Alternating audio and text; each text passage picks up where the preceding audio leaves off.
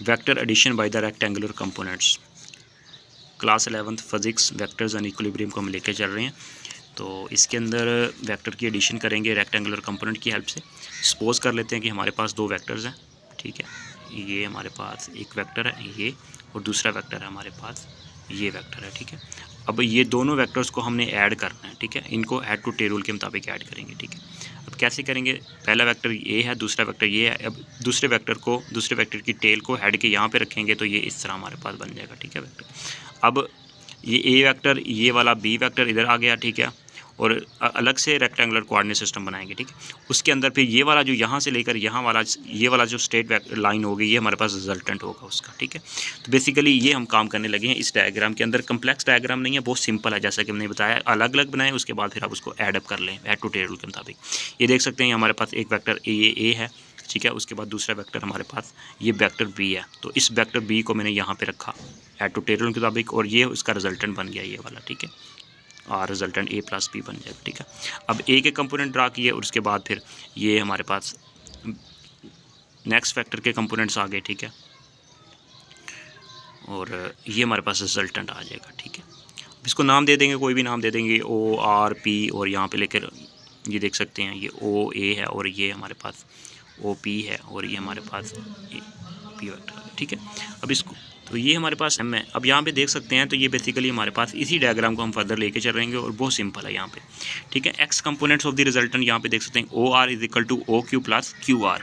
अब यहाँ पे देख सकते हैं ओ आर, ओ से लेकर आर तक एक्स कंपोनेंट यहाँ पे निकालें तो ओ क्यू और एक्स कंपोनेंट क्या आ रहा है, O R is equal to O Q plus Q R, this is the, ठीक है। अब ओ आर, अब ओ क्यू, अब हमें पता है कि क्यू आर जो है वो एम एस के इक्वल है, ठीक है। अब क्यू आर जो है ये एम एस के इक्वल है, ये इसके पैरेलल है बिल्कुल, जिसके मुताबिक हम ये भी लिख सकते हैं, ठीक है।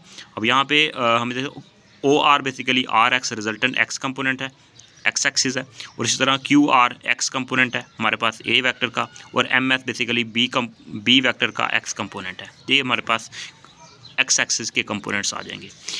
x component of the rectangular Rx is equal to sum of the x component of all the given vectors, ठीक है।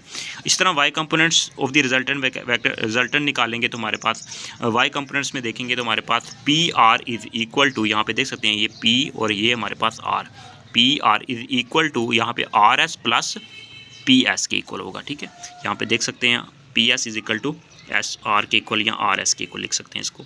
अब PR इज इक्वल टू, अब इसी तरह यहाँ पे हम चेंज करेंगे, एस आर किस चीज़ की इक्वल है, यहाँ पे देख सकते हैं S R is equal two similarly है एम क्यू की इक्वल भी हो सकता है, तो इसीलिए यहाँ पे लिख लेंगे, ठीक है। और उसके बाद अब इनकी वैल्यूज़ पुट करेंगे, यहाँ पे P S is equal to B Y है और M Q is equal to A Y की इक्वल है, मतलब वाई कंपोनेंट्स को लिख लेंगे, वेक्टर्स के वाई कंपोनेंट्स लिख लेंगे इस फिगर के मुताबिक साथ मेंशन किया हुआ, तो इनको यहाँ पे लिख लेंगे। अब x component of the resultant R Y is equal to y components of the resultant vector is equal to y component of all the given vectors।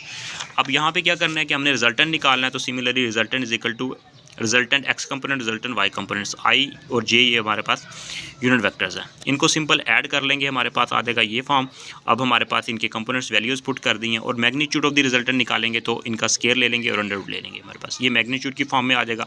अब इनकी वैल्यूज़ यहाँ पे सिमिलरली फिर पुट कर दी हैं। एंगल निकालना हो तो हमारे पास theta is equal to tan inverse R Y divide by R x, resultant y component resultant x component, इनकी वैल्यूज़ पुट कर देंगे, हमारे पास इस तरह एंगल निकालेंगे। अगर हमारे पास नंबर ऑफ वेक्टर्स होंगे उस वक्त हमारे पास ये प्लस डॉट डॉट कर लेंगे, ठीक है। ये मैग्नीट्यूड का फार्मूला एंगल का फार्मूला बन जाएगा, ठीक है। तो नेक्स्ट हम फिर लेके चलेंगे, हमारे पास कुछ कंडीशंस होंगी, ठीक है, उसको डिस्कस करेंगे और उसके बाद फिर हमारा टॉपिक फर्दर लेके चलेंगे। बहुत इंपॉर्टेंट सिंपल नोट्स है मेरे, तो चैनल पर नहीं है तो चैनल को सब्सक्राइब कर लें, बेल आइकन को प्रेस कर लें। साथ साथ मैंने एमसीक्यूज़ को, न्यूमेरिकल टाइप जो एमसीक्यूज़ वगैरह उनको भी सॉल्व आउट किया हुआ है, और फिर पोजीशन वेक्टर को डिस्कस करेंगे और उसके बाद फिर हमारा मेन टॉपिक आ जाएगा vectors, product and scalar product.